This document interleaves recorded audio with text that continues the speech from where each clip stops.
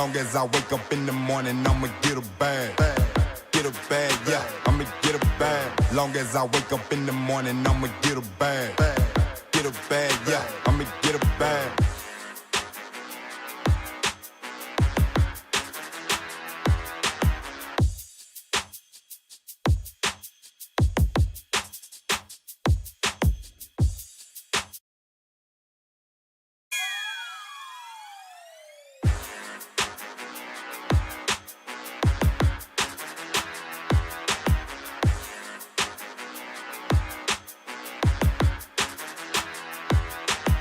Long as I wake up in the morning, I'ma get a bag.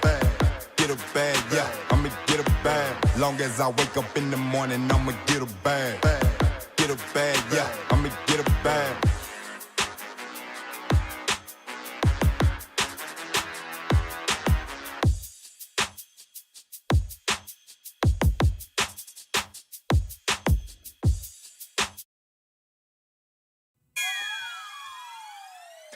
What's up, everybody, and welcome to another episode of Sports Bites. Sports Bites, we are your number one sports podcast, bringing you the best of both worlds, sports and snacks. I'm your host, Randall Horn. Alongside me to my right, my brother Don. Don Schro, what's happening, Don?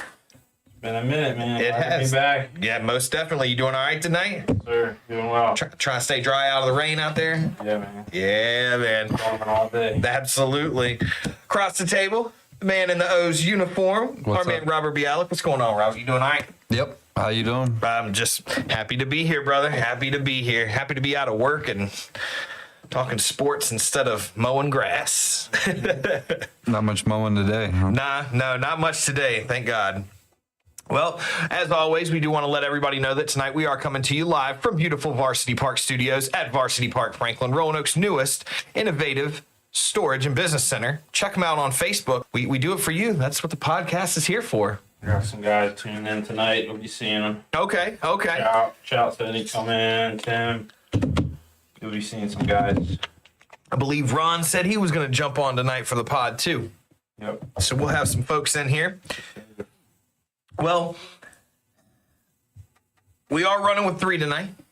Running with three, missing our director of snack content and my beautiful wife Rachel. Neither of them could be here tonight. So we're gonna rock and roll with everything. Mm-hmm. And I guess that means we just go ahead and dive right into some of these snacks, right? Dive right in. Right. So I got a few things. All right. I got a few things. Picked up some stuff on the way here just to see. I think I'm gonna start with this right here because this is like the impulse buy of all impulse buys. But I was like, we'll give them a shot. All right. So we're gonna start off tonight. We've got Goldfish cinnamon roll graham goldfish. Cinnamon roll. I saw that. Yeah, I'm like, Goldfish is kind of Anything cinnamon roll is up my alley. thinking outside the box now. There is a lot of different goldfish, like Goldfish and Pringles. Like there's like a million flavors of each one of those now. Too many. Kind of. So these smell pretty good, but I feel like already right out of the gate, Like graham crackers. yeah, they're cinnamon grahams. I feel like they're not going to have enough. See, I don't feel like they have enough cinnamon. I feel like these might be a little bland cracker instead of graham cracker. Well, that's kind of how goldfish aren't strong flavored things anyway. True. Good white flavor. Put a bunch of these in like a glass of milk with a spoon. Pretty good. I like them. Have like, pretty much cereal. You can probably make goldfish cereal out of this. I retract my previous statement. These are really good. Yeah. I definitely need to make that a box of cereal. Yeah. Pour it in a bowl of some milk. Yeah, it'll hit. Anything cinnamon roll, man. Can't go wrong. Usually. Yeah, those are, wow. This spot. Yeah, I was not expecting to like those as much as I did. We got Adam in here. Sorry, I've got my notepad up on my phone, so I can't keep the YouTube stream going. Oh, man. Yeah, wow. Yeah. Plus, they were on sale. Now I feel like I need to go back in and get like 4 more packs of those. Those are good. Very nice. All right. Well, let's move on. Let's see. Yeah. Let's go a little like total change in direction. So I got these. Yeah, these are Max Chicharrones. Max Chicharrones. Like pork rinds. Yeah. So we've got pork rinds. These are All right. pork rinds with tahini. I have that tahini. Cajun. Pork rind. Pork rinds. They're Cajun Pork rind. We're trying a little kick. All right. It's the only way to have a pork rind. It's pretty What's that? Yeah. Well, with a kick. It's pretty nasty nothing about it. right. Tahini. Yeah, these will be interesting. So these again, not high expectations for these. I like pork rinds, but Oh, not bad. Good flavor.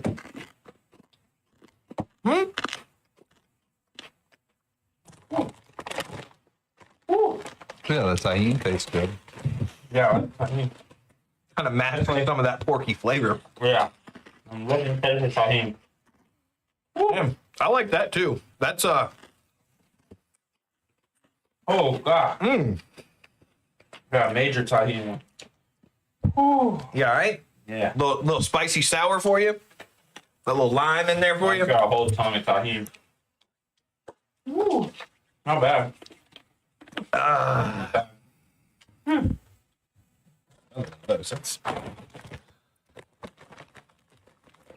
Not bad I at like the all. little bitty ones because they're like way more crunchy. Not bad at all. Oh yeah.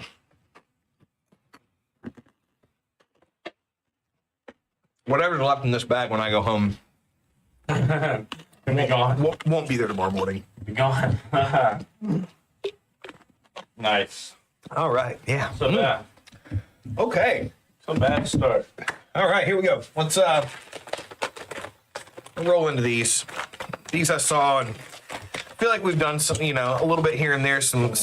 But this I feel like I'm not a big Reese's fan, but I love Chewy Chips Ahoy. Now you guys, Chewy Regular. cookie, huh? Regular. Regular. What about you, Don? Yeah. With Chips Ahoy, Yeah. I don't like their chewy. Their chewy just tastes like fake. Yeah. I got you. I like having the. Now with cookies, I like soft cookies. Yeah, like soft batch cookies, Right, yeah. but not Right. Chips Ahoy's. Well, these we've got the Chewy Chips Ahoy made with Reese's. Now, again, I'm not a big fan of Reese's, but these look like not really Reese's, like they just have tiny little pieces of peanut butter in them. Yeah. It smells just like it, huh? There's a Reese in there.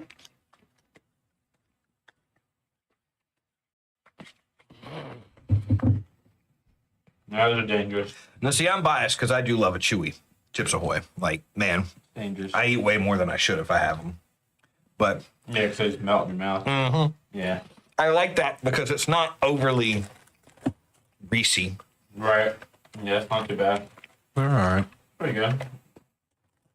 Not too much, a little cookie. Not too bad. Yeah, I can dig it. Not bad. Hey, bro. For a little bit. Don's got his little snack corner over here that he's saving up. Yeah, just in case I want anything else. All right. All right, the last one, I got these just for you, Robert. So we got Trolley Sour Duo Crawlers. So they're gummy on one side and soft on the other. Now, I kind of was like, is gummy not soft? I would have kind We'll of. see what they mean by that. Yeah, I'm like, so, yeah.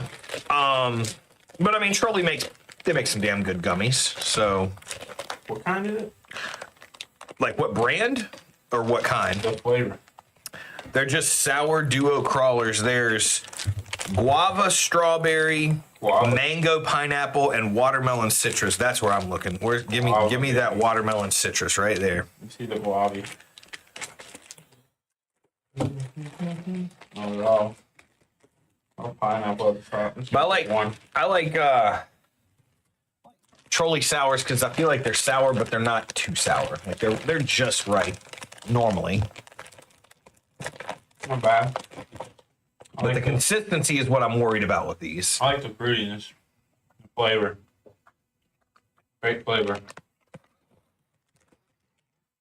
It's good, but I don't get like a soft and gummy side. Like it's. Yeah, I don't know what they mean by that. Yeah, that's good. I think that's just a marketing technique.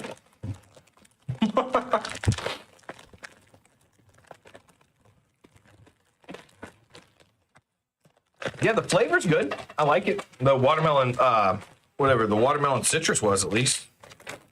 How's the other ones? Digging them? Good, thank you. I'll leave those over there for you, Robert. All right. Not too bad. Not too bad. For a sporadic snack journey. Man, I'm gonna tell you, I got to plate with those in the snack aisle, and I was just like swinging away. I look like the Braves. Like I wasn't watching a single pitch. I just swung at everything. I was like, all right, here we go. Oh, we do. Home run strikeout. Gotta be solo home runs too. That guava one, the purple one, I like that. That was really good. Yeah, guava. I don't get anything guava. Good I flavor. like to say guava. It's fun. Good flavor, guava. Cool word. Cool fruits. The coolest. All right. Well, we got 8 folks in here. Let's go. Who's that? I don't know. Who's M? Who's M? I think Oh. it's... Okay. All right. All right. Yeah, she's Tuning into the pod. She's a supporter. Nice, nice. Glad to see her in here. What's up? Don the Mon. Okay. Bro. Here we go. Let's roll them in, everybody. Oh, we're already Terrell. What's up, Terrell? Told you I'm gonna have my boys in here today. From work. All right. Well, get these sports topics started tonight. We're going to start off probably. Get a haircut. What? Did you get a haircut, maybe? Oh, yes, I did. And thank you for noticing. Hey, man, Carson, dude, he won't even recognize this guy. Yep. Crazy. Father and son, man. That was. Yeah, Josh already said something too. Yeah, Dr. Yeah. Not quite. Not quite. It's gonna be a long time. Although Rachel did have me totally self-conscious about it because she was like, "You're going to really go get your hair cut short?" I was like, "Yeah." And she was like, "Well, just so you know, like your hair's long, but it's been getting kind of thin over these last couple of years." So she was like, "So be careful. Like, don't be surprised if they cut your hair and you've got, kind of a balding or a thin spot." And I'm like, Oh shit. "What do you mean? Like, don't tell me that shit." So when I went to the place and told the lady, I was like, "Yeah, my wife's kind of got me self-conscious about this," and she looked at it. She like pulling my hair aside. She was like, "Yeah, honey, you've got plenty of hair. I think you're gonna be all right. Can I get a oh yeah?" That's my boy Skyler from work too. Okay. That's two homies. Appreciate it, Josh. M is somebody different too, because that's Mandy. Oh yeah, there's Mandy right there. Yeah, so we got. So who's M? I don't know. I'm telling you, I got some people in here. Stout said he'd be here. Nice. Well, the first topic we're gonna start on is gonna be kind of Don's to take the reins on. Let's talk about these NBA playoffs. It's fun, man. If I was to pick a topic to start on the NBA playoffs, let's start off with Jason Tatum's injury in this series. Just had surgery, ruptured Achilles, I believe. Yeah, that was tough to watch. You never want to see anybody get hurt like that. So. Absolutely. So the big question is, they're already down, 3-1? Mm-hmm. Do you stick a fork in them now? Tatum out? It's tough to say because the depth of that team, but that's definitely like their fearless leader. He had 42 last night before that injury, and that was with 3 minutes left. They probably could have maybe came back at the end with them because it was pretty much just him and Brunson boxing match, back and forth at the end of that game. But for real, the star of that series has been Brunson. And wait, Doyle Brunson plays basketball? Yeah, Doyle Brunson. Yeah. No, Jalen Brunson, the guy that the Mavs just gave away, just let him go. He's become an absolute superstar there. And, I mean, he had 39 and 12 assists last night. He's not just scoring. He's passing Feeding the ball. it, yeah. Yeah, I mean, he does it all. He's a great leader, and they have a lot of good talent there. OG Anunoby, McCall Bridges, Towns. Those are two superstars they got in the trades in the offseason. So those guys are making all the difference because they play offense and defense. It's not just one-sided. So you got think a lot of guys that can play both sides of the ball. you think they're still fighting? I mean, you think they're still fighting, or do you think? I mean, dude, the Knicks, man, like I think they'll finish them off just because with Tatum, even them down 3, it would be hard to say the Celtics are done because they could go off in any moment. But without their leader, it's hard to say that they're going to come back. They might edge out a game, but they go back to New York game 6. I don't see them lose. I really don't see them losing the next game. Just the outcome is inevitable. yeah, it's really not because the first 2 games, the Celtics were up 20. Both those games had a 20-point lead. Knicks scratched and clawed back at the end. They kind of took their foot off the gas pedal. Celtics could have easily been up 2-0 going into that last game. Mm-hmm. So, or 2-1, I guess. So, it is what it is. It's all about how you finish. A lot of these teams are finding that out. I mean, the Lakers, first-round exit. They got stomped by the Wolves. I mean, Curry getting hurt makes all the difference for the world and with the Warriors. So, Yep. Timberwolves got a big lead on them, too. So, Well, yeah, I mean, you've got a 3-1 lead on every series except the Thunder and Nuggets. yep. And, to be honest, I'm a little surprised that series is tied at 2, honestly. The talent-wise, the talent level is even. It's just, was that coach going to fit in and, lead these guys the way that, their old coach was? And he's been doing well. I mean, it's kind of easy when you come in and have one of the best players in the world, Jokic. He does everything for the team, so they got a lot of talent out there. They have just as much talent as the Thunder does, in my opinion. So, I mean, they're pretty evenly matched across the board. It's just a matter of who's going to finish. Well, and Joker is an equalizer, like on any team in my book. Like, Yeah. the dude's, I mean... What'd you say? I said Joker is he's an absolute equalizer on any team he plays for. So He does it all. yeah. Robert, what are you thinking? You got any? Haven't watched a second. I know.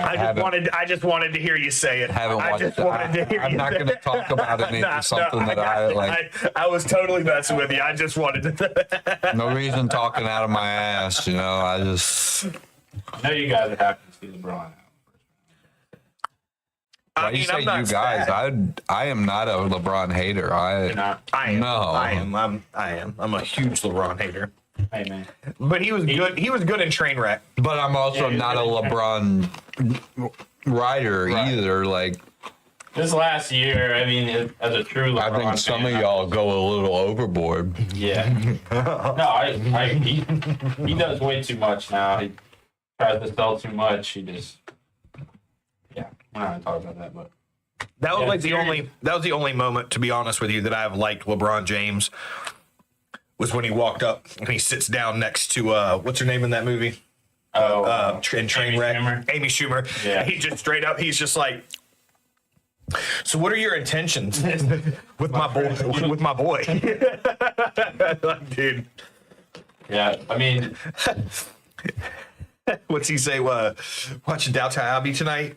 No, I might have to too. Dude, I'm not going into the locker room tomorrow, and everybody else saw the episode, and I didn't. he's good. He was good in that movie. Yeah, like the series. Some of the series have been kind of shocking, like Indiana against Cleveland. Cleveland supposed to be walking in, taking that series. I think Indiana's up 3-1 in that, and Halliburton's hit like 2 buzzer beaters or something. He's been ridiculous. So Well, that offense hasn't missed a beat from last season, but the defense is definitely playing at a higher level than they were last year. Siakam, that dude Pascal Siakam, he's a guy that they got from the Raptors. He's great offense, great defense. He adds a level to their whole team. So like adding them was the difference maker. He's shutting down all the big guys. He's scoring on the big guys. So they have all their shooters plus that guy now. So they're a lot different. I didn't expect them to run all over Cleveland like they have been, but I mean, a lot of close games and finishing. You know, it's all about who can finish in the playoffs. So, and you know, Minnesota, they're going to finish this one off. I feel like that's tough to say no, because like without, just like Boston, without their fearless leader Steph, it's just tough to say that they're good enough to compete with a team that's full of strength. Yeah. You know, so. And Edwards was leading the league this year in 3-point percentage. Out of every athlete in the league, he was leading the league, and he showed it last night. Went for like 6 for 11. They just couldn't stop him, even hands in his face all night. So, yeah, been fun to watch. You know, I'm a big basketball supporter, so I know my boy Rel is. So three games or 3 series that are 3-1. Any of those 3, do you see a possible comeback? Maybe Cleveland, but that's a stretch. I mean, that Indiana's just too strong to give up 3 games, I think. Put a fork in all 3 of them? I think every team's too strong this late in the series to give up all 3 of those. What about Thunder and Nuggets? Where do you see that series ending up? You think That's a tough one, man. I didn't see the Nuggets beating who'd they face last round? Clips. I didn't see them beating the Clips. I mean, they had Harden, healthy Kawhi, you know, that whole team was healthy. I really didn't see them beating them. So the fact that they got through them and they're competing with the best team probably in the tournament, in my opinion, Thunder, probably the overall best team. You know, it's pretty cool to watch. I want the Nuggets to win, but the Thunder probably is going to take it in 7, probably. OKC, man. So is there anything else you've got as an overall viewpoint? Is there anything to keep an eye out for, or anybody you see that might be that might come through and be a breakout? I mean, like I said, I know 3 of these series are 3-1. They're probably done, but if you know, you said the Cavs and the Pacers, you know, a stretch on the Pacers. Who has to show up 110% for the Pacers to have a shot at coming back? Who's got to be the Cavs coming back? Or the Cavs come back, against the Pacers. I mean, they just have a complete team. It's just been the end of games, just kind of like the Celtics series. They just kind of took their foot off the gas pedal. They've been playing well as a team the whole game, and then they just stopped in the fourth quarter. And if you let any team in the playoffs get a little bit of an edge, a little bit of confidence, they're going to go on a run. Next thing you know, close game, then you lose. So it's all about who can finish. The Cavs aren't used to being there, and that's where I think Indiana has a little bit more of an edge because they've been in the playoffs and they've barely missed, you know, the championship the last few years. So Yeah. I just feel like the experience-wise comes in. You know, that's where you're seeing with the Nuggets too. OKC doesn't have much experience; they have a lot of youth. So a lot of those Nuggets guys have experience. They won a championship together, so that's why they're doing so well in the playoff setting. Yeah. I like it. Well, let's talk for a few minutes about this lottery. The big winner. I was. It's like the Mega Millions winner on this. 1.8%. insane. 1.8% I chance couldn't believe that. for a number 1 overall They pick. flipped the thing, and everyone in the board and the whole ESPN room was freaking out. Like, I couldn't believe it. Well, and like I said, I'm a fan of conspiracy, and Donnie's not. Everything. Now, Chris Bailey said that he disagreed. He was pretty sure because he said he watched some of it. I believe he said that they didn't show the pick live. They don't show the drawing. Yeah, that's what he said. He said They just announce who. It was announced. Yeah. they Right. announce it, but they don't show them actually make Announcing it doesn't prove that it's not rigged. And even the room that they do it in, because, pardon my take, 3 of them, they got invited. But they got passes to go into. Right. They got to see the room. Yeah. They got to see the balls and everything. They're not allowed in there when they're doing the draw. No one else was allowed in there. It's like, Oh yeah, that's Okay. sketchy. That's sketchy. but at the same, like, is it maybe? I don't know. But at the same time, everything's rigged nowadays. Yes. Yeah. So I mean, It sure as hell feels like it. you can't announce anything to the world without the world saying it's rigged. Right. It's Yeah. fake. I So agree.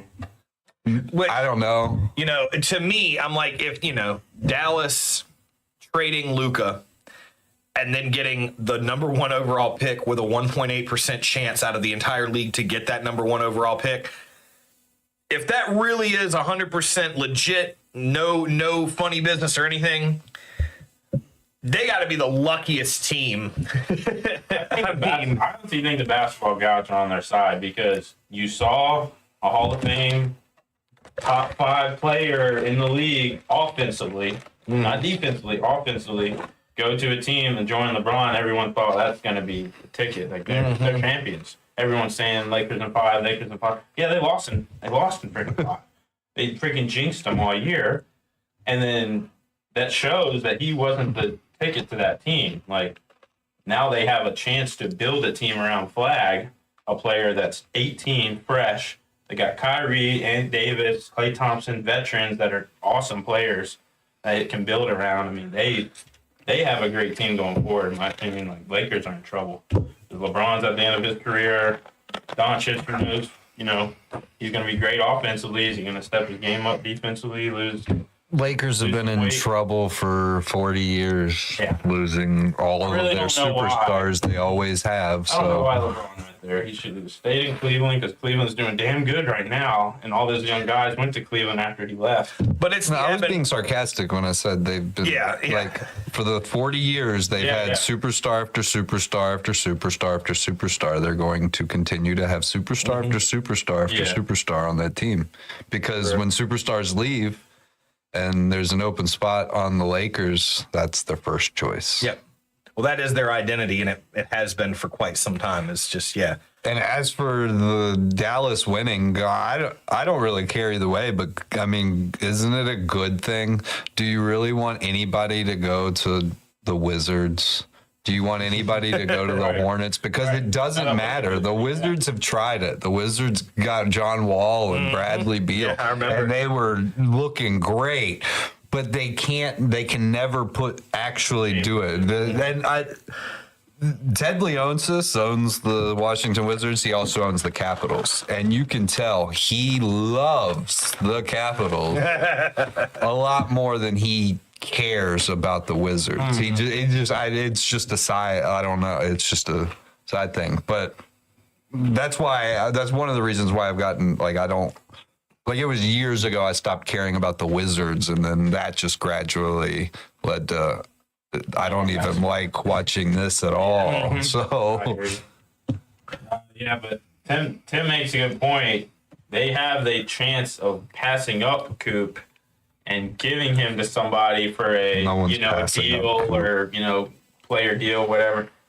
At this point, there's no way you give this guy up. This guy's a perennial talent, both sides of the ball. He's the youngest guy to come out since LeBron 20 years ago. He's 18. He's the first 18-year-old eligible player since LeBron, I think. That was the last year. That was the last year they allowed people to come straight out of high school. Yeah, he's only eligible because he reclassed right. That's cool though. I don't see the opportunity to pass on him. I'm like, he's too much of a talent. That was a gift. Now the thing is, I mean, you have seen guys in every sport with a high level of talent that goes to the next level, and they don't quite pan out the way you think they will. But I think Cooper is going to leave his mark wherever he goes. He's a freak. I think basketball is a little different when, at least for players coming out of college. It happens with players coming out of high school, but if they've at least played a year of college, and you can tell if you're taking them number one, they're probably, unless injuries like Zion and everything. Well, I was gonna say, even Zion, then that can change things, but they're more likely a hit in the basketball. I feel like. Well, didn't Zion still went first? Didn't he? Yeah, he went first, but he's not I'm not going to classify him as not a hit because when he plays, he's dominant. Yeah, oh yeah. He just never plays. So he's too heavy. He just keeps getting hurt.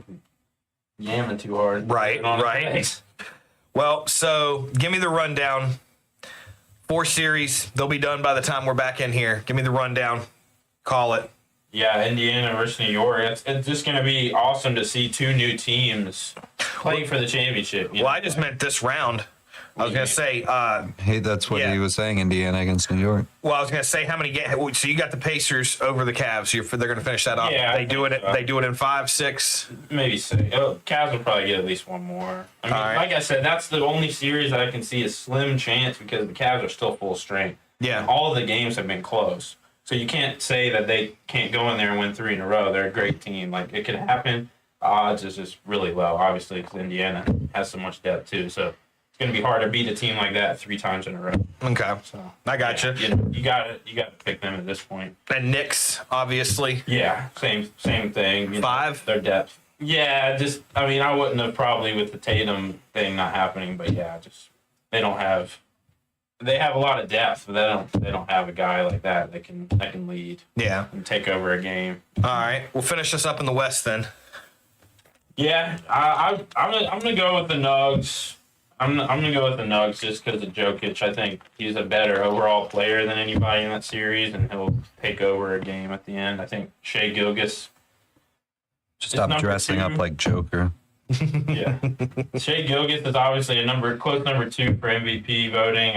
I think overall in crunch time, if it goes to Game 7, he's going to be the one that takes over. You think it goes to Game 7? I think so. Definitely. Okay. That's going to be the one series. That'd be a great series to see at 7, I feel like. Yeah, and the Nuggets Clippers series that was meant to go 7 too. I mean, they fought their asses off for that one too. So like they're showing a lot of fight for what happened at the end of the year. It's pretty cool to watch. They didn't think they were going to be anywhere going in the playoffs. So Yeah. just being here right now, it's pretty cool for them. Wolves, Warriors.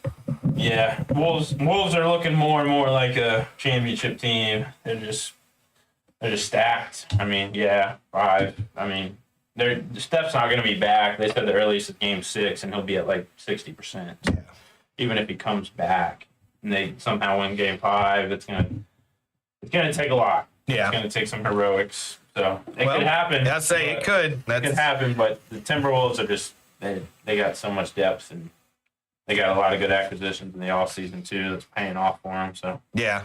That's what it's all about, man. yeah. All right. Well, that's cool. I'll say that was a good rundown. I liked it. Let's switch gears a little bit after I eat a couple more of these chicharrones. Let's switch gears over to these NHL playoffs. Robert, just take it away for us, man. What we got? I've actually been watching some hockey, just so you know. I'll take it away.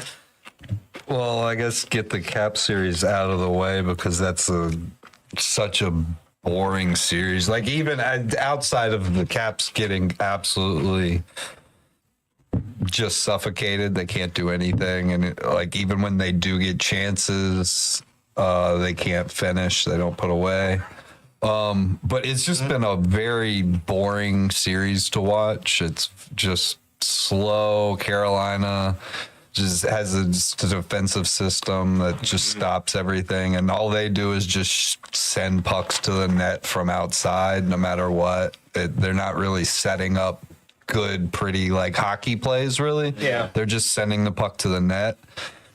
Thompson was great in goal in the first series. He's been good to start this series, but I like with all the Carolina just keeps the puck in the zone, and he's let up quite a couple of easy ones that he probably shouldn't have. But it probably wouldn't have made much of a difference because they've just been. They do whatever they want in the series. It's gonna be. It'll be over in the next game. I don't see the Caps winning another game. Do you think it's that they've exhausted everything they had, you've said a few times with the end of the season with Ovi and everything, or do you think it's just kind of a lack, or not a lack, but a temporary kind of loss of? Well, one is Ovechkin has never been the best. He's a liability kind of in the playoffs because of his defense. He's never been. So even he doesn't get a lot of ice time. But I think Carlson has hit a wall. He's our the best defense. He's been our best defenseman for 10 years. I think he has hit a wall. He's old. I would not be surprised if he retires after this year. He has not been good the past couple games. He was the biggest issue 2 games ago. We also, another one of our top defenders, Faravari, got hurt before the playoffs started, and the guy that we have in for him, we're basically playing 5, and he's just kind of jumping in when at times. So we hurt with that. And we don't have a true third line center. Eller has not been good, and I think that really is where it comes down to. I got you. But yeah.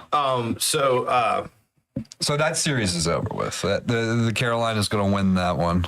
Sport for a comeback. The hockey is the one. I agree with you, and then normally I wouldn't say, oh, it's over with 3-1, but the way that the series has looked, I can't see it turning around like that to where they just win 3 games in a row. Like I could see them winning the next game possibly. It is at home. The next game's at home, but yeah. Is it 1-1 back and forth? Yeah. Okay.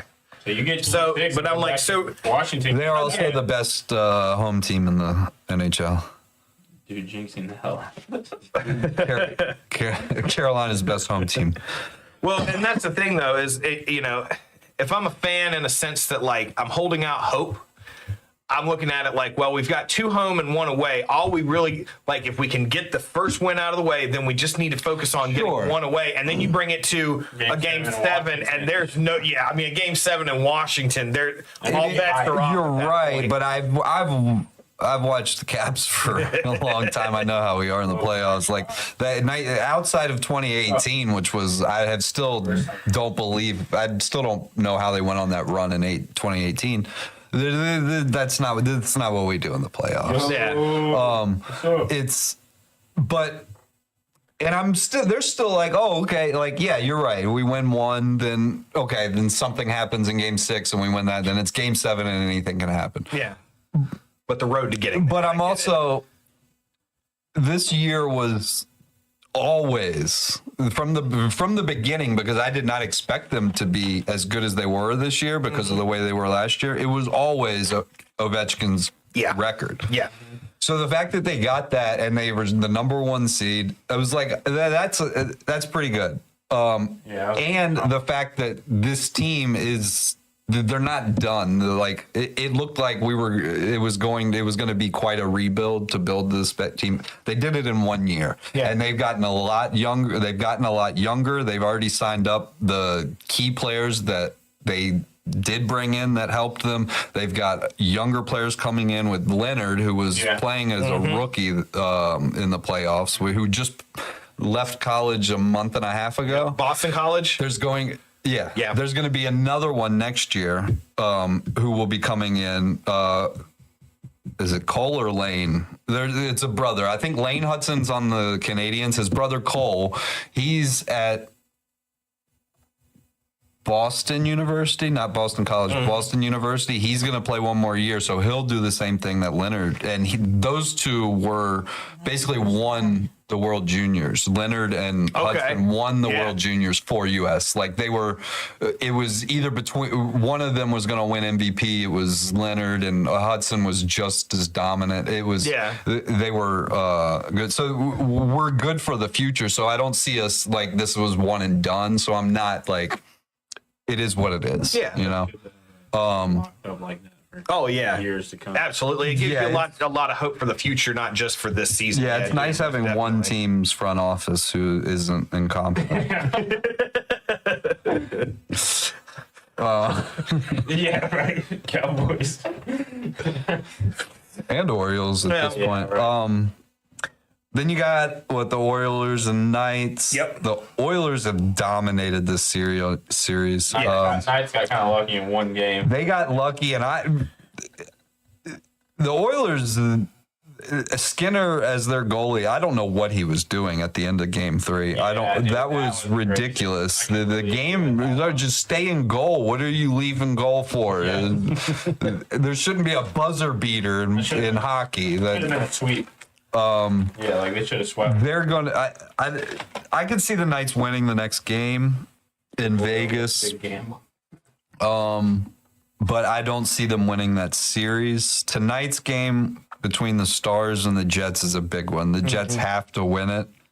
But the story of the playoffs is on the Stars, and it's Mikko Rantanen, who has contributed to, I think it's 15 of the last 17 Stars goals. He has either scored or assisted on. He's scored in games, was it 7? Mm-hmm. Game 7 against Colorado. They're down 2-0 in the third period, and he scores a hat trick and gets an assist, and they win 4-2. The first player ever to get a hat trick in one period of a playoffs. The next game, he scores a hat trick in the second period. That's insane. He's gone dominant, and this is the player that I told you a few months ago he was on Colorado this year. He was like Colorado has superstars on their team. He's probably the third best player. Yeah. They traded him to the Hurricanes about a month and a half before the trade deadline. And the Hurricanes, he didn't start off great for the Hurricanes, and then all of a sudden they can't get, because it was a rental, it was a 1-year deal. They couldn't get like a long-term deal worked out. Well, the year before, Carolina traded for Gensel, and at the end of the year, they couldn't get a deal worked out, so they gave up a bunch of assets for nothing, basically. Yeah. They didn't want that to happen again. So before the trade deadline, they traded Rantanen again. So one of the top players in the league gets traded twice, which isn't a story because no one cares about the NHL and no one talks about it. But if that was the NBA or the NFL, that would have been, what is going on? And now he's dominating the playoffs. It's quite the story. But, I mean, if the Jets can somehow win tonight, it's a 2-2 series, and we're on. Dallas wins tonight, that series is done. Well, it's in the same the same situation as the Oilers and the Caps. They're up 3-1 going on the road. So, yeah, it is, but not necessarily. Yeah. Hockey of all sports, comebacks like that happen. Yeah.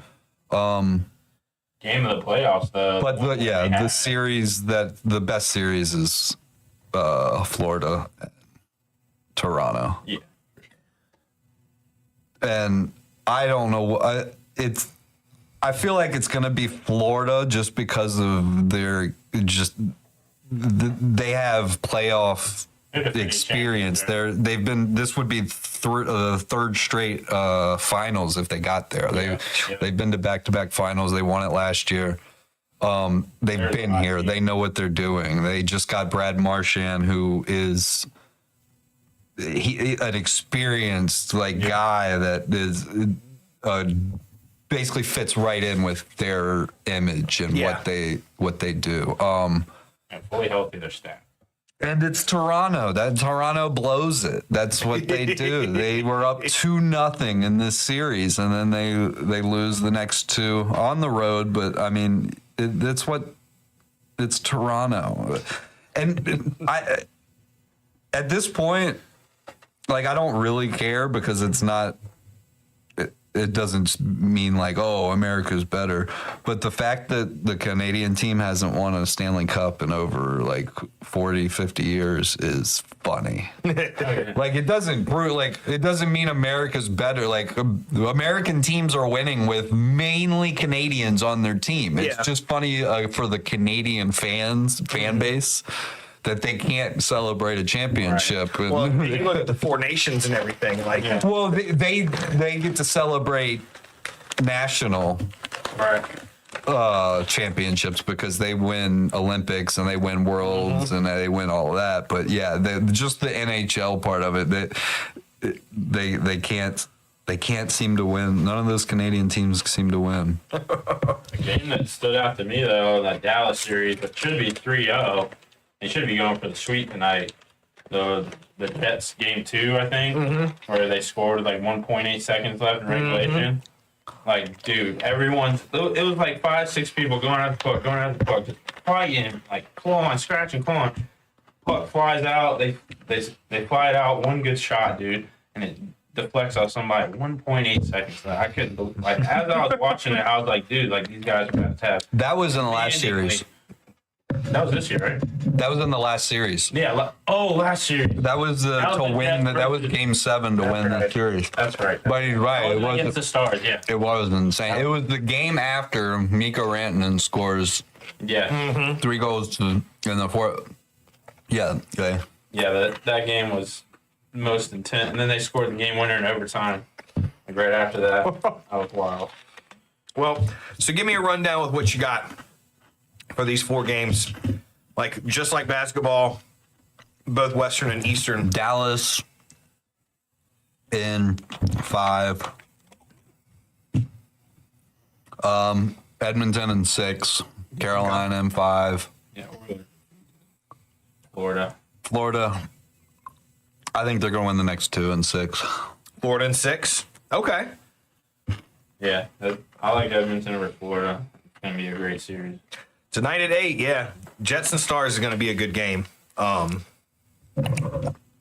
am rooting for your Capitals, though. I would love to see them. Yeah, me too. Even if you don't like hockey, this shit is fun to watch. Like, I watch it every now and then. I'm not like a complete hockey against it. Like, I just watch everything else. So when I have the chance to watch it, I watch it. And especially playoff hockey, It's constantly fun when entertaining. it's fun when your team isn't in the game. It's not. Yeah, exactly. It's not fun at Nerve-wracking. all when your team's in the game. Right. There's no fun to be had. Yeah, I understand that Yeah.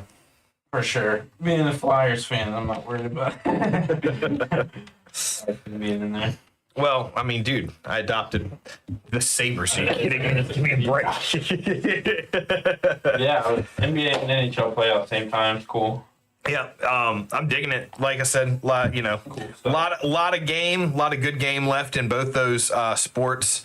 All those series, they have a high level of excitement in both sports left, and you're just getting one step closer to the big finale in each one of them. So it's been pretty cool. Like I said, I haven't really watched. I don't think I've watched anything in the basketball playoffs so far, except a little bit here and there. Slipper House. Actually, Dallas Stars did not.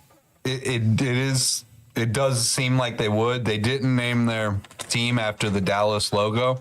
They moved from Minnesota. They used to be called the Minnesota North Stars. Yep. So when they moved, they just dropped the North and became the Dallas Stars. Nice. If you watch D3, you know. Mikey Ducks, dude. You mean the Dallas Stars? Oh yeah, I forgot he said that. He's like, yeah, he's a coach for the North Stars. Yeah, no, you mean the Dallas Stars. All right, well, let's move on to a little bit of baseball. Now, I have a big topic to talk about, but first I want to start off with some of these hot and cold teams. There are some teams getting hot, there are some teams getting cold, and there are some teams that are just damn lukewarm right now. I know one that's really hot right now. What you got?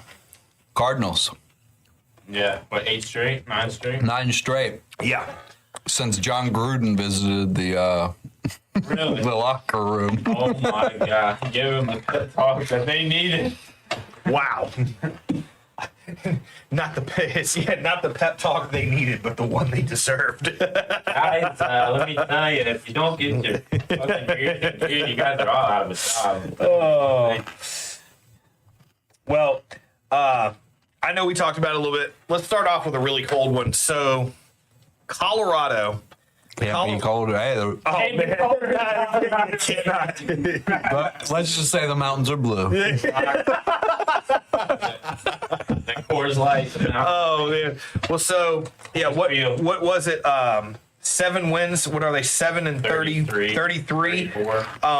So the Colorado Rockies right now are on pace to break the record for the modern era worst MLB record that was held by the White Sox last year.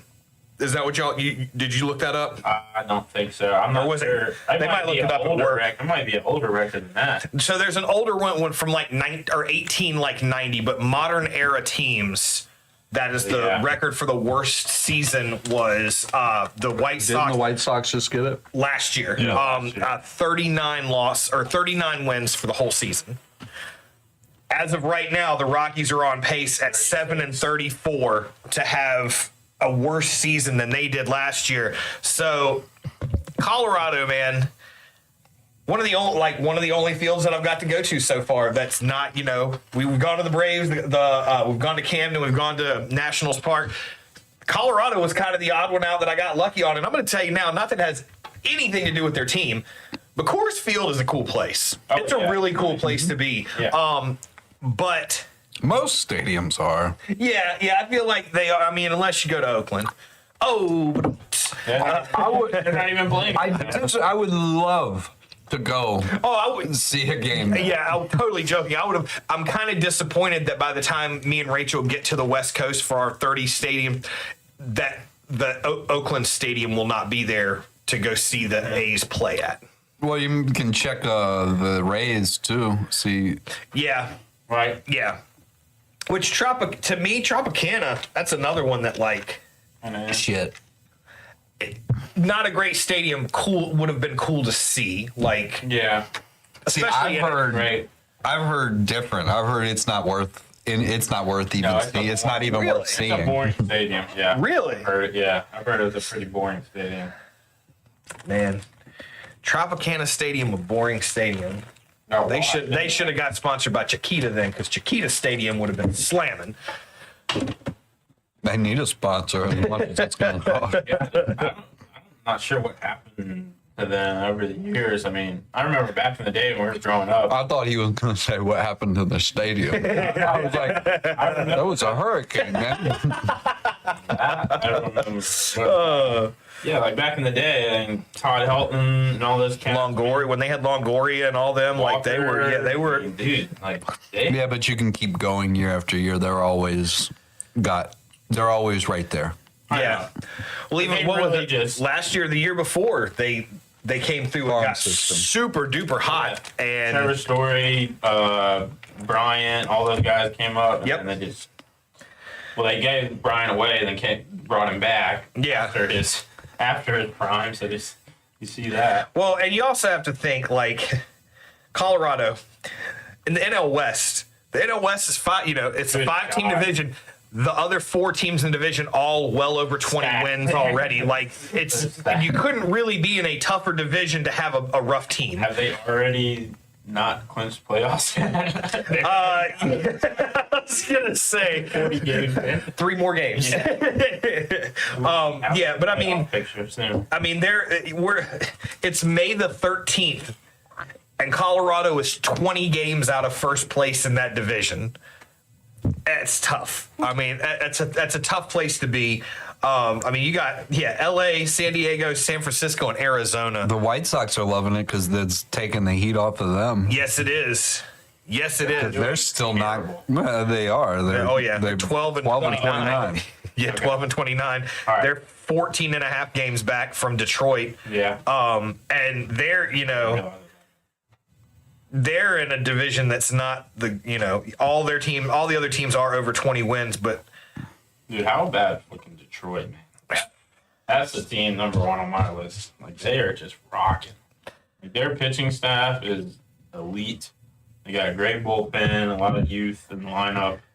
Smashing. Everyone in the lineup smash. tied for first place in the entire major league. And their whole group is a young core, like Torkelson, all those guys. They came up. They had, maybe one mediocre year. You're not just gonna come up and do great. You gotta give them some time. Give them a few years. Next thing you know, these guys are banging a few years down the road, just because they gave them the time to do that. Now they kept all these guys together, and they have a young core. Yeah. You got Riley Green, Baez in there now doing work. I mean, they're all hitting because everybody else around them is hitting. Yeah. They're seeing each other. They want to do better. They want to make the team better. So. Well, and I apologize. I do have to retract that statement as well. They are not tied for the lead in the major league or in all of the majors. The Dodgers are a half a game up on everyone. The Dodgers are 27-14. The other two is the Mets and the Tigers. They're 27-15. So they are Dodgers payroll compared to Detroit. exactly. That's retarded. That's a lot of money. Probably one of the lowest paid teams in the league, and they're doing the best. Yeah. But I mean, let's talk about another lowest paid team in the league. Not in the strongest division right now. Let's talk about Oakland. Oakland. I mean, let's talk about the Athletics. They're 21-20. They're a game and a half out of first place in the AL West. Mm-hmm. It won't last. Tight division. It might not last, but I mean, the fact that last year, the last 2 years, even like At the end of last Oh my year, God, they they- did really well actually, like wins and losses wise, and like well, they started coming back once it was basically done already. But I mean, their first 2 or 3 months of last season, they tanked terribly. They have some good hitters, they have a but lot of youth too. Yeah, a lot They'll- of hitters. their pitching it'll all even out. Well, and they're a team that I feel like historically, kind of like Colorado, they build some players up. They try to get the most use out of them they can right out of the gate, and then 2 or 3 seasons in, after they need a new another contract, they're like, we just gotta let you go because we can't pay you. Mm-hmm. They did say their schedule has been a little bit on the easy side too. I know the cycle. What? I know the cycle. Yeah. Yeah. Well, we'll talk about Baltimore, 15-24. They're only 8 games out. A lot of season. You've really emphasized as a Braves fan. I know. I'm not emphasized a giving lot. up on the season, but Yeah. it's. I mean, they can't get anything going. They don't know how to like. They can't string together games. Like they won Sunday. What 7-3, 7-2. They'll lose tonight, 8-1. Lot of season. Absolutely, they can turn. They need to get guys back. They need Kowser back, and he needs to stop sliding into first. They need Westberg back, and he needs to be hitting the way he was to start the season. Tyler O'Neill needs to wake up and do something. I don't know. Yeah. But I mean, they did.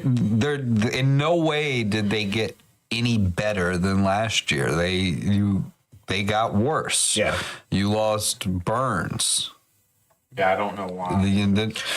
I know why. He wanted to go home. He wanted to play. We offered him a lot of money, and he wanted to go to Arizona. You can't make somebody stay, and that's just is what it is. I don't fault him for that. But we lost Burns, and the only we brought Sagano, who he was a solidified pitcher from Japan. He's won the MVPs. He's won their Cy Young. He's like everything. So. But I mean, he's also a little older, and then they bring in the oldest person they could in Morton, who sucks. And then you get rid of Santander, and you replace him with Tyler O'Neill, and it's not this. Now Santander isn't having a great year either, but I think that. I think that's might be part of the change of scenery thing. Absolutely. I think that he was at home in Baltimore. Yes. I gotta say, Burns, Josh, I just saw the comments on here. I like it. That's a great ass idea right there. Yeah, Chiquita's a dope sponsor for a stadium. Maybe the Savannah Bananas could get them. I love it. So I don't. But I mean, they got Eflin back. That'll help. They need to get Grayson back, but that got pushed to even longer. So who knows when that's gonna happen? When's your trip up there? July, Well, right before the All-Star break.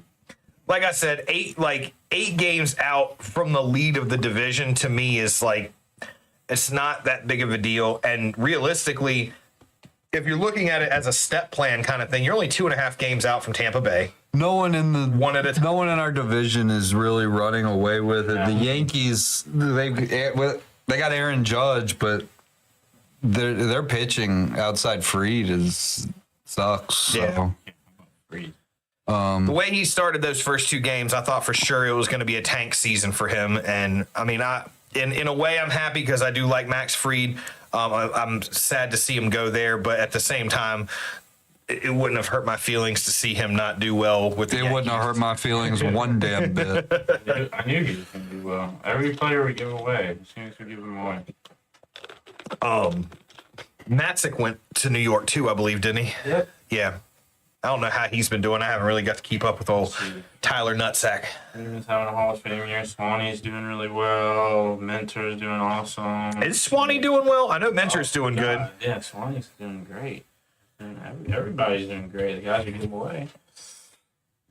I didn't know. I thought Swanee was still kind of having a. Hot lately. Let's see. Yeah, he's batting 248, so it's not bad. As of late, though. Yeah. The last few weeks, he's been rocking. But he's also cranked 9 homers, which is not like Swanee. He's not a huge home run hitter, so Yeah, he's getting power into his routine. But I do miss Dansby. I miss him on the team, and God, He wasn't his fucking bat that. It was Gold Glove. Gold Glove. Yep, He absolutely. never made mistakes. Well, and you look at Atlanta now, like 20 and 21, we flirted with 500 all season. I don't think we've gotten over 500 all season. We've been, and I feel like we're destined. Like the World Series here. I feel like we're destined to ride the 500 train till after All-Star break. And even then, It's so tough to say with Strider. I'd like to be re-entering. 500. what? I'd like to be 500. Right? We're lucky to be I'm where like, we are. oh, absolutely. I mean, Schwelly hasn't been impressive like he was. Bryce- Sale has not been impressive. no. Although, did you see his pitch? I think it was Nationals, where he he came out on the mound and he was pitching and he just wasn't there and he started pitching angry and pitched 99.4. They were like, it was his fastest pitch of the season, and then started pitching 98s like on the paint in the corners with it. So I'm like, he's still got it. He's just got to get over that mental speed bump that I think he's in. You got to think people don't realize this. When somebody wins the Cy Young, The bar is guys set. are going to be doing their homework, especially on this guy. Oh, I'm facing this guy on this day. I'm going to be watching film. I'm going to be seeing where he likes to pitch. I'm going to be taking the pitches that he's always trying to bait in, stuff like that. They switch up their routine. They don't just do the same thing every year. So obviously he's not going to win the Cy Young this year because these hitters have done their homework on it. He's got to adjust. He's got to do stuff different to fool these guys. That's what pitchers do. You got to constantly adjust and change stuff. Yeah. You can't just do the same thing. It's never going to work.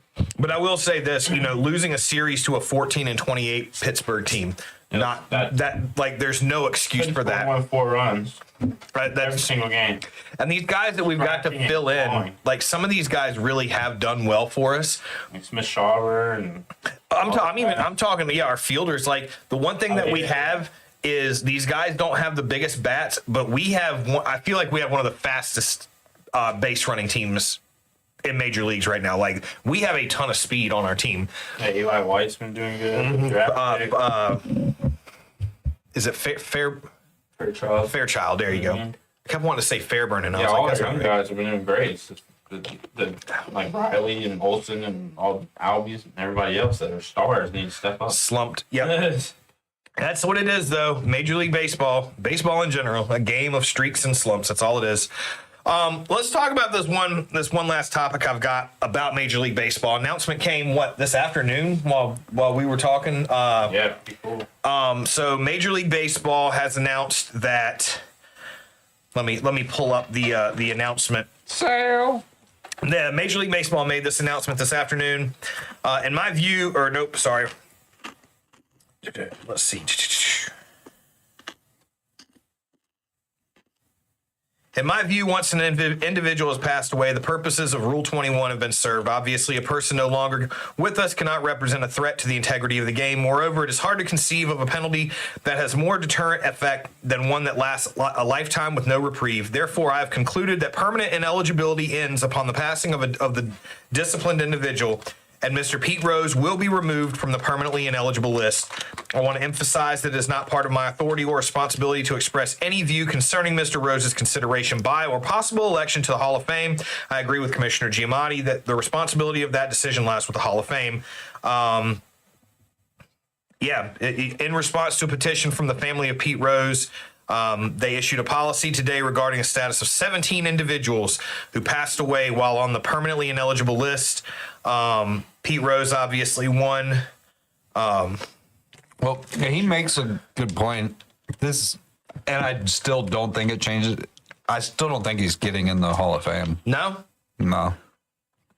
I think they gave him the approval, but they still have to put him in. They still have to induct him, right? Well, he'd have to be voted. Yeah. MLB writers are the worst. Oh, they are, yeah. I agree. So you think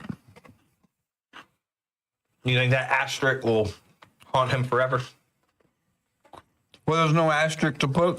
There's no need to put an asterisk because he's not in. Yeah. True. So, what do you think about Shoeless Joe? You think he, I don't think any of them will. Yeah, they still have to be voted. Now, do you think? I'm not saying that they don't deserve it. I'm just saying I don't think that the writers are going to. I don't think this is going to change the writers' minds at all. Mm-hmm.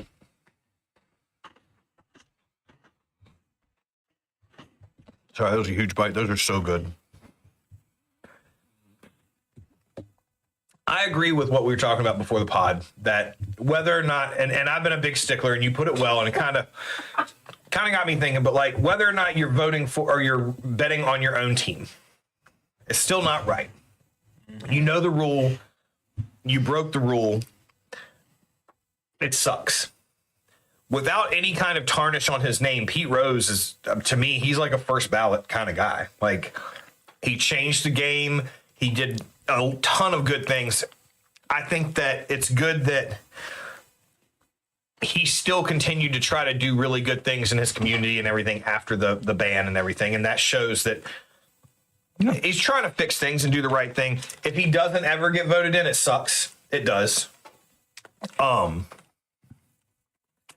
But I've got hopes that a lot of these, which, like you were saying, I didn't realize until I was just reading that it was 17 players. I'd like to know what the 17 players are. Well, probably all of the White Sox from the Black Sox scandal. Yeah. Yeah. Including Shoeless Joe. So, I'm not sure who else. Yeah, I'd have to look it up, but it'd be interesting, to see if any of them ever do make it. And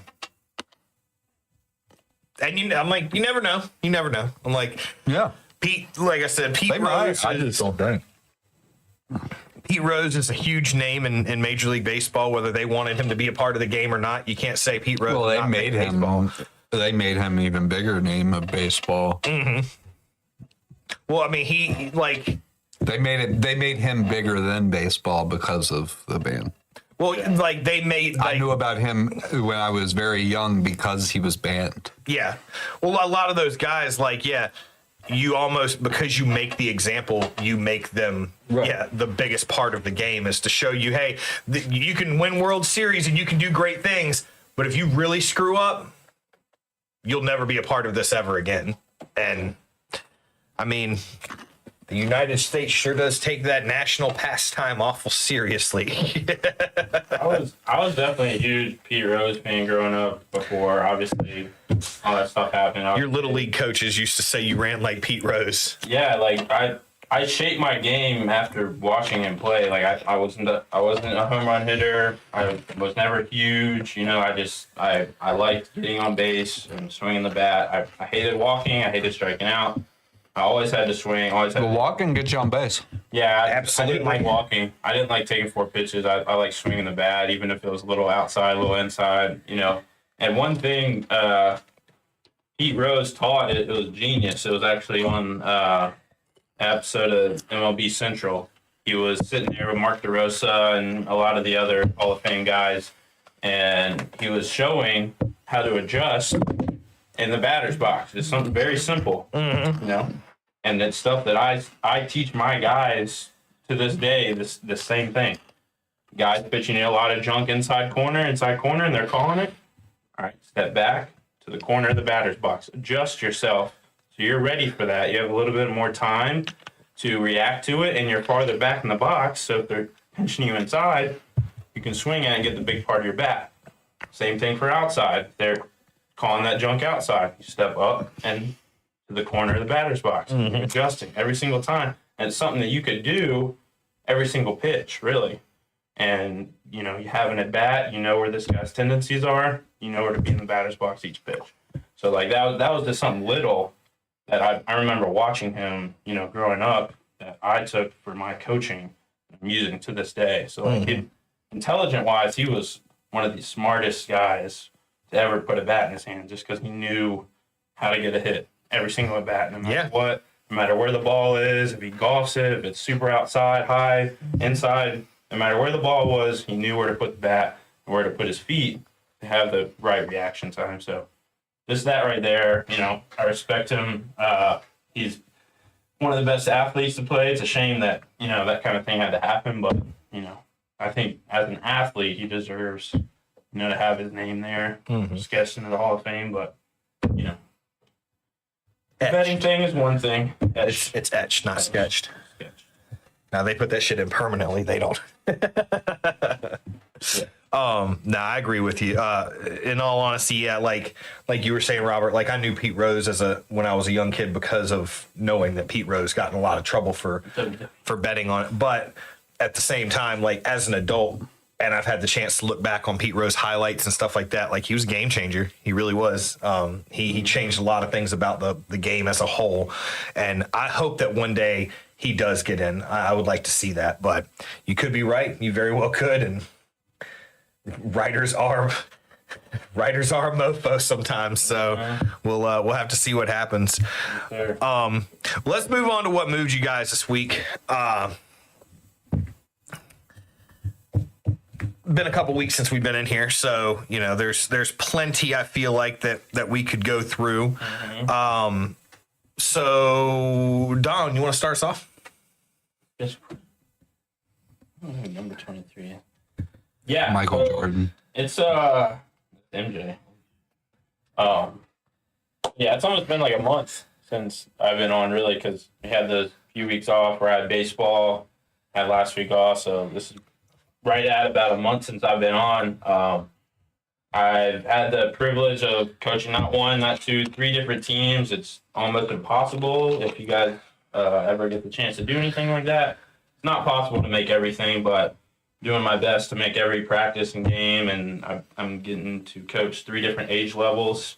So that's just really rewarding, and being able to just teach from the ground up with our team, middle age team, and upper age team. So I have to ask, cool. Though. I have to ask, because for the last month and a half, has anything else moved you other than coaching?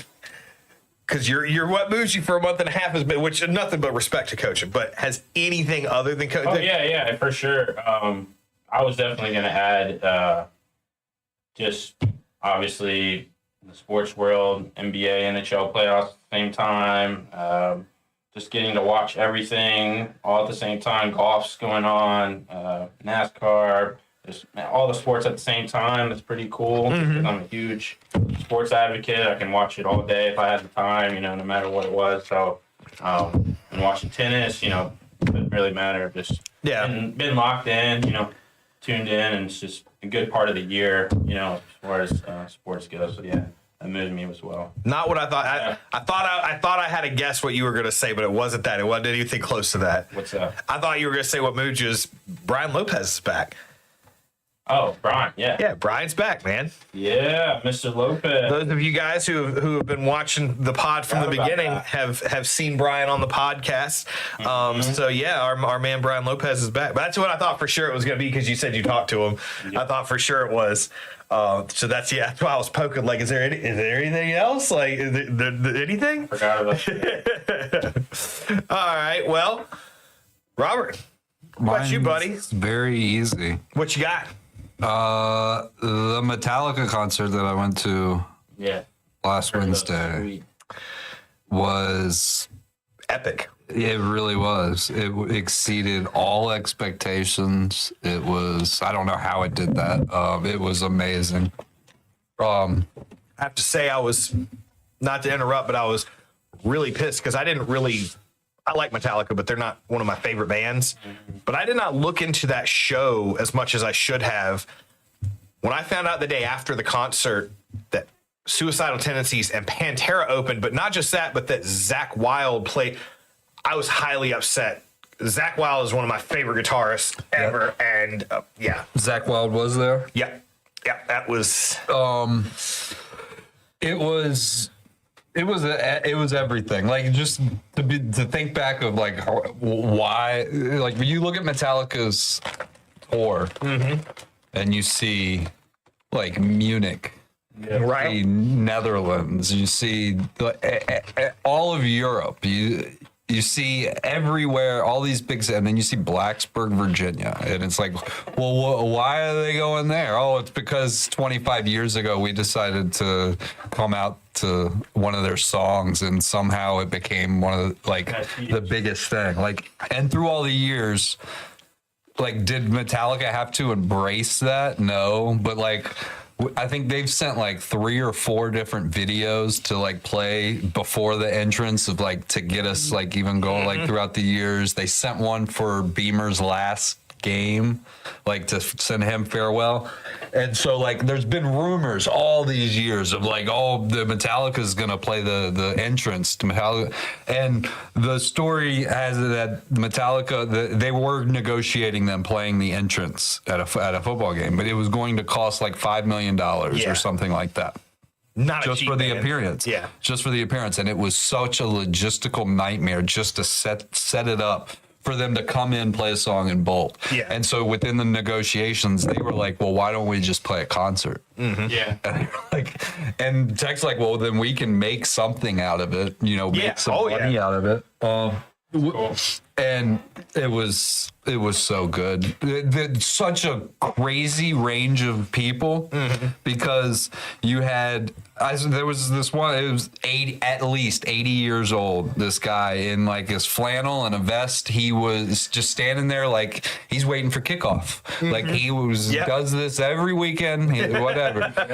And then this other kid right in front of me with a cut off jean vest with an Iron Maiden patch on the back, having the time of his life when Pantera came on, and he is just every word. He's and like I like me and Brent look at each other and we're like, dude, he's having the time of his fucking life. He's never gonna forget this loving moment. it. Yes. They did it perfectly too because they have their own entrance. Like song is like.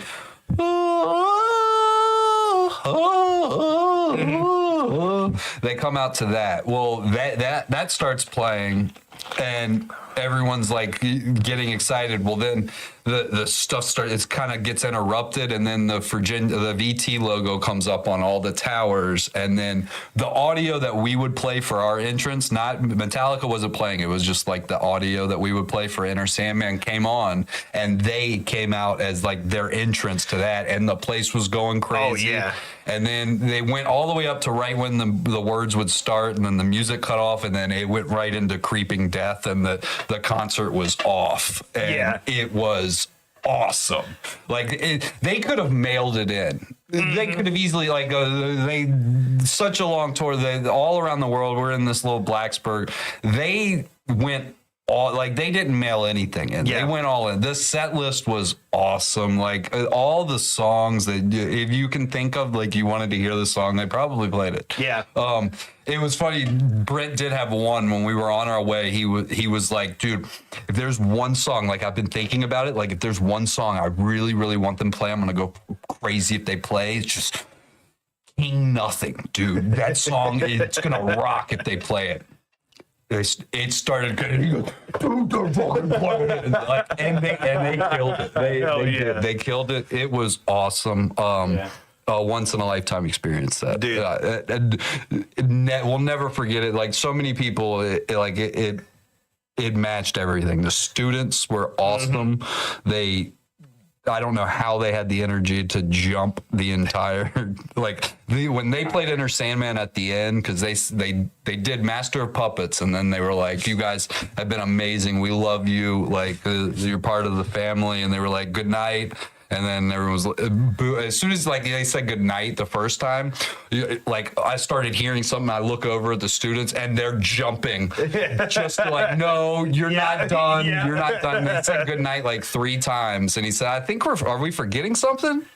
And I think we're forgetting something. And then he did "Let's Go," and everyone did the Hokie. Like he started the "Let's Go Hokies" chant, and then turned around and the students literally jumped the entire song. It was great. That's well. So a couple things I have to note about the show, and like I said, I wish I'd have gone. I really wish I'd have gone. Yeah, me too. So first off, I have to say the stage setup in Lane was one of the coolest things I've ever seen. Like the way they had the stage oriented and everything, one of the coolest. It is one of the coolest things I've ever seen. That was badass. Yeah. Because you could basically see everything from everywhere, pretty much. that stage was humongous. Yeah. They said that the last round that they did in the tour 2018 to whatever could fit in the snake pit of this. That's crazy. That's crazy. It was so big. And so big that there were 4 sets of drums, 4 drum sets underneath the stage. Lars started over here, and then after a few songs, like, in between songs, that it like went down, another one came up, and he moved 4 different ones around the circle. That's so cool. Well, I do obviously, the Metallica, what they call it, the Metallica Quake. That you say you had the concert during Enter Sandman, I think is when they said that the stadium produced. Now, I had heard originally that it registered on the Richter. That was not accurate. The seismograph. But it did register on a seismograph. So that to me, that's awesome to begin with. Well, we have a seismograph right there. Yeah. We have a seismograph on campus, and we do this all the time. And I don't think that didn't surprise me. We've done it during a game. I don't think it's like, of course, Metallica being there is going to do it. So, like, as cool as that is, yeah, of course. And that's how I felt. That's kind of how I felt about it. But they made big notes about it. The official page for that tour. What was it? Something 72. What was the tour? 72 seasons. 72 seasons. That's their album. That's So the official page for that made a post about the tour, and you were saying like all over the place. The tour went fucking everywhere, man. Mm-hmm. And the band came out on their page, official, and was like, the tour's been great. This has been such an awesome time. Nothing will ever match what we had in Blacksburg. because it truly was there have been people. I've seen comments and people say things like, I've been to hundreds of Metallica shows. I have no connection to Virginia Tech. I knew I knew of the connection that Metallica and Virginia Tech have, but I have no connection to it. And like, I saw one that was like, that was the best the one, like top 5 Metallica shows I've been to. The vibe in there, the atmosphere, the electricity, it was amazing. It truly was. There was just this buzz. It was awesome. I saw a lot of comments from people saying it was like it took 15 years off of their age when they came out. Like they played way more in their prime. Like not that they don't have bad shows. Like they're a veteran legendary band, but they're gonna have good shows. But yeah, people saying that like you said, like, well, I've been to see Metallica like 17 times. And I've never seen them play a show like this one. And I can't say to that extent, but this was the second time I've seen them. I saw them in 2009, and it was completely different. Like it just had it was amazing. Well, I will say, from a fan, I'm fucking super jealous though, because when I've started seeing videos, not that I thought it wouldn't be a good show. Obviously, it's a one of a kind kind of show. I knew it would be a good show, but seeing the videos of all 3 bands, like I have a buddy at work that he's a huge Suicidal Tendency fan, and he was like, dude, even they were awesome. I didn't know anything about Suicidal Tendencies. Mm-hmm. I didn't even realize that Trujillo played with Suicidal Tendencies. Mm-hmm. So that made sense. Yeah. But yeah, I was damn disappointed about not seeing Zakk Wylde. My boss was like, oh, because her 2 daughters and her husband went, and she stayed home. She's like, I don't want to be in the craziness. She was like, I'm over all that. And then she started showing me pictures, and she's like, yeah. And then she's like, and, her daughter, she's like, she sent me this picture and this picture. She's like, and there's Zakk Wylde. And I'm like, wait, whoa. What? Well, he's always been linked to Pantera. Yeah. And he was going to tour with them when Dimebag got murdered. Yep. But his brother didn't want to do the band without him. Yeah. Which is another reason why I was like, if I had to choose, because they have Pantera, the other half of the shows they have Limp Bizkit. I wish we got Limp Bizkit, honestly. I was never a huge Pantera fan, and to me, is it really Pantera? Yeah. But it was cool to see Zach Wild. Don't get me wrong. Like, that was the coolest part. Like, when he came out with it, I was like, that's pretty sweet. Dude, he shreds. He absolutely shreds. Absolutely. But I wish it was Limp Bizkit. Josh just happiest this man has ever been. True joy in this story. I love it. Yeah. It was a night full of joy. So, did you take the next day off of work? Oh yeah, I think that day in and day out. Right. But me and Brent, man, we got out of there, rushed out of through the people, got to our car, 10 minutes through the parking lot, got on the 460, and we were out. We left the stadium at 11 o'clock, stopped at Sheetz, ordered food, waited 15 minutes, ate there, got home by 12:45. I'm gonna tell my boss that 'cause she's gonna be livid because her daughter and her husband, they left at 11 and she said they didn't get home until 3 a.m. Yeah, my cousin called me. My cousin texted me at Jimmy. Yeah. Because he rode separately. And I had to wait for someone. He texted me 1:30, 1:45. He was like, yo, cuz, you home? I was like, I've been home.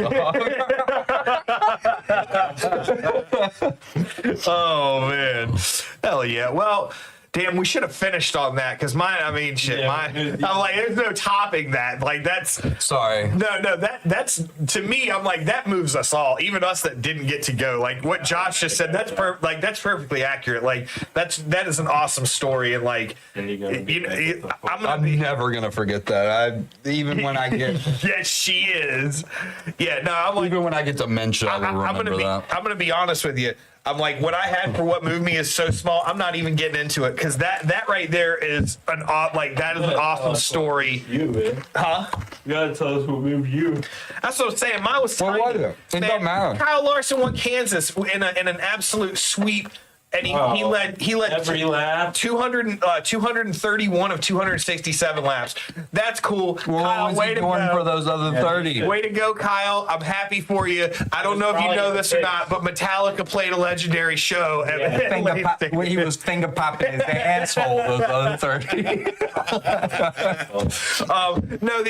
Honestly, it was Larson and like we talked about was the Ohtani walk off with the taunt because you don't really get to see it a whole lot, but it was kind of cool to see. But the Metallica show, like that really was that was all this entire Roanoke Valley talked about for the week leading up and so far after. You can basically see the whole concert on YouTube too. Yeah, I've seen clips, but I haven't looked up the whole concert. And but like you were saying, the videos thing, I didn't care how much I was going to spend. I was going to this concert because I knew that I could not have lived with myself if I didn't make it to this. Well, and if Brent went and you didn't, he'd never let you. So that's very true. All right, well. Guys, this was awesome. Let's do some snacks. And wrap this bad boy up. I think they're all high rated. I was going to say, so I've been munching. Let's start with the goldfish. Cinnamon roll graham goldfish. Rob, I'm going to let you start this one off. You've been munching. I've been munching. Donnie seemed to like it. What do you got? Goldfish are like 9.2. Yeah. 9.3, 9.2. Yeah, they're really good. I'm right there with you. I was like 9.5 on them. I'm going to say 9.0. 9 flat. But yeah. Just Cookie Crisp, like you pour them in a freaking bowl of milk, man. Like, and Might be really good. like, you know, these kind of funky flavors and stuff you see some of these places do, but I mean, for everybody that can see them, I'm like, yeah. There's even a little different. Yeah, I mean, Goldfish cinnamon roll grams. What the cracker is like a Teddy Graham Yes. with the flavoring of cinnamon. Yeah. Yeah, that, I mean, dude, they were phenomenal. Phenomenal. I loved them. So Goldfish cinnamon roll grams, that's a guaranteed winner. Let's talk about Max Tahine Chicharrones. Yeah, I mean, look at his bag. Them like they would be even higher with a different vessel for the flavor. Yeah. Because I'm not huge on pork rinds. They're all right, but I'm like an 8.5. Yeah, The flavor is amazing. Yeah. They're really good. You get that sour and that little spicy kick and that chili flavor. Like, yeah, they've got the whole package. So would you say 8.5? 8.2. 8.2? Yeah, I'm like, dude, I'm like 8.7 on these. They're up there. I was very surprised at how much the first one kind of hit you and you're like, this might be a little and then the second one's like, hey, hold on a sec now. Yeah, they got we got this. solid flavor. Yeah, dude. So yeah, Max. And everything came from Kroger today. Yeah, Max Chicharrones. Tahine Chicharrones. Tahine. So yeah, I was digging those.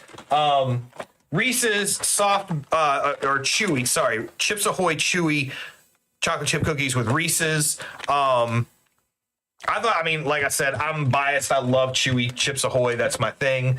I liked them because I don't like Reese's that much, but they weren't overpowering. A lot of stuff you get that's like Reese's branded on this kind of food is overpowered with peanut butter. I thought these were really good. What you got, Robert? Like 7.5. 7.5? They were all right. It was a 6.5. I like them. I just not a huge fan of the chewies. Yeah. Yeah, I'm right there with y'all again. I think I'm like 7.2 on these. I'd eat a whole thing of them with a big old cup of milk. No problem. Maybe not my favorite cookie of all time, but definitely one I would do quite a bit of munching on. And then we've got the Trolley Sour Duo Crawlers. Sorry, dude, that's a good flavor. They're Trolley gummy. Yeah, Trolley Sour Gummies. I mean, Flavor. 8, whatever. As funny as this is gonna sound, I'm like the watermelon citrus, because I don't think I even tried the pineapple one. The watermelon citrus one I tried was really good. It was like an 8. That guava one was like a 9. Yeah. The guava was really, really good. Yeah, guava one hit. But yeah, I mean, those were solid. Like, I get what they're saying with the soft. It's like the white side of like the sharks, Yes. but it's not as noticeable in these. Yeah, I was gonna say the texture is not very different. No. They're pretty similar. It's So like the sharks. The top side's like the gummy side, and then the bottom is like the white of the shark. yeah, I'm happy that those snacks worked out tonight. I'm happy because, historically, when I got to take care of the snacks, we don't usually get a whole lineup of really good stuff. See old Sancho next week. Yeah, Sancho. Sancho. Well, God, we had a lot of comments tonight. We had a ton of engagement tonight. Yeah. Everybody in here, all over the place, man. That is awesome, dude. I'm loving seeing that. Yeah, my boys Skylar and Terrell. Tim was in there. Yeah, man. All kinds of folks. I'm not sure Global 95 is. Yeah, I'm not sure Global 95 either. Number 23 always hops in. Yeah. I'm not sure who- And we never figured out M either, did we?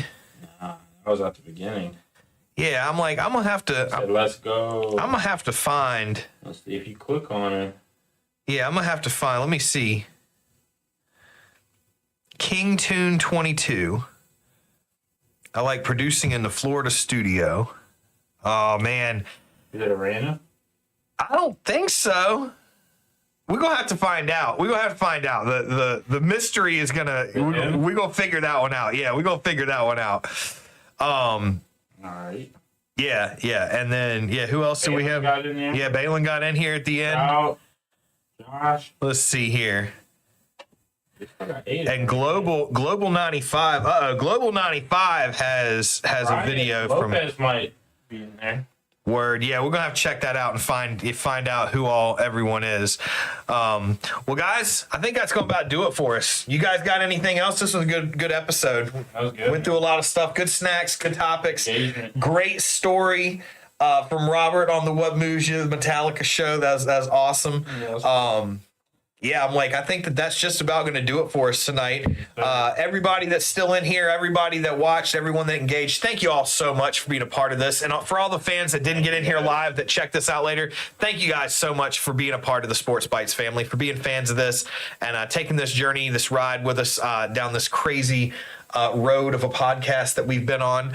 Want to throw another shout out and thanks to our man Josh Richards, DJ J Rich, behind the scenes, keeping us rocking and rolling, producing this thing like an absolute professional, making us look good over here. Thank you, Josh, for everything you do. We want to throw one more shout out to Virginia Varsity at Varsity Park Studios here for the beautiful studio time. And thank you guys, man. Like this was a great episode. I had a lot of fun out here. To Chow as well. Absolutely, yes. To all of Comedy Jam. everybody in here, yes. Our man Chow. Had a lot of good. Brian, if he's watching, yeah, you got Tim, Josh, everybody that was a part of this. Like, thank you guys so much. You guys, we do it for you guys, so that's what it's all about. And with that, I think I caught everything. With that, we are Sports Bites, your #1 sports podcast, bringing you the best of both worlds. Sports. Snacks. Thank you guys so much. We love you. Have a great night. Sports.